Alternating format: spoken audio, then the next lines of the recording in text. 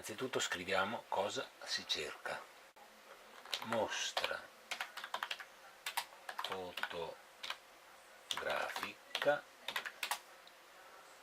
la resistenza nel Trevigiano. Cerca. Eccola qui. Guardiamo cosa contiene questa mostra. Qui c'è un riassunto del contenuto. Scegliamo un pannello. Cominciamo con il primo. Clicchiamo. Guardiamo sul link. Ci permette di ingrandire il pannello. Su questo segno lo possiamo ulteriormente ingrandire.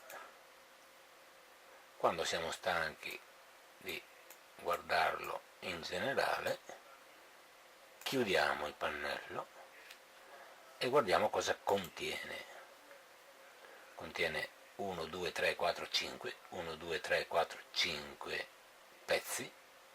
Guardiamo questa finta rivoluzione, in cosa consiste. Ancora una volta, per ingrandire, clicchiamo su link. Eccolo qui il soggetto da ingrandire ed ecco il singolo pezzo del pannello che noi ingrandiremo ulteriormente per leggerlo, e mi sembra che va bene così. Adesso lo chiudiamo, torniamo